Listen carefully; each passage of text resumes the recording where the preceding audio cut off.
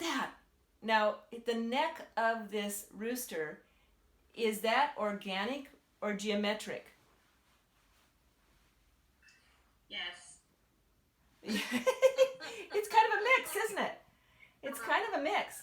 Look at those circles. Are those natural at all to our rooster? No. No, but look what it does. It gives this, it makes it animated. It makes it exciting. Okay, look how I did the legs on this one, and I will come back more. Now, this is not finished, and because it was a demonstration piece, the pen work is not finished before I do the actual work of the painting. But, and of course, after you do all the pen work and the paint is dry, right? You could come back and do more pen work. So there's a big, go ahead. That helps a lot, thank you, because first I got worried because what I thought you were trying to do was draw the rooster the way it looks, and so then I was thinking, I'm not getting this at all, but now that I see those, it makes a lot more sense. Thank you. You're welcome. And as we're going a little farther today, it's going to come together more. So, by the way, when you get lost with me, know that I will always bring you back. So, you'll get lost at times. Look at that. Look at that little guy. He's wild. Look at those feathers. Now, are those realistic? Yes. No, but do they still look feathery? They do. Carol, you have a question. Yeah, when you were talking about doing the line work mostly you had, does that mean that all those places where you have really thickened the line and so on, that you did all that before you put paint on?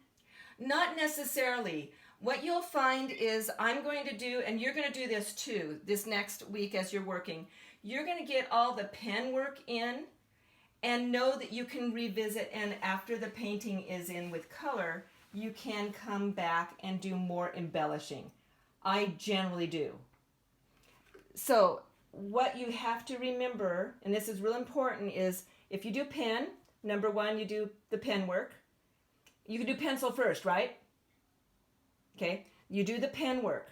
You have it dry. And then you would do the painting. And then when it's what? Dry. Then you could come back and do his embellishing. And if you look, I told you I like circles. Look at what's going off the edge of that. Do you see those little dots? Yeah. That is after I'm all done. In fact, there's some way down there. That is done after the whole thing is painted, finished off, polished off. And I go, I want a little more of that finishing touches. And finishing touches take quite a bit of time. My dad was a builder of houses, and I remember as a little girl, I always loved seeing the house go up, and I'd say, Daddy, is the house just about done? And he'd go, no, that's just the framework. He said, the detail of the house and all the finish work inside the house is going to take longer than what you see right now. Isn't that a good idea? Yeah. Same thing with this. All the beginnings, they go pretty quickly, and you've got it formed and you've got everything, and then those last finishing touches, the finishing of, are going to be what takes the extreme sometimes amount of time. And that's what makes the difference between a polished, finished, fabulous piece and one that just kind of looks like you had fun and you didn't quite finish it. So know that that's why we have critique, because a lot of times you can't see what the finishing touches need to be to have it at that next level. You might be too close to it as the artist themselves, but you're going to find that is going to make the big difference on those finishing. So you can do pen, paint, and pen. And you can even do pen after. It just has to be dry between each time.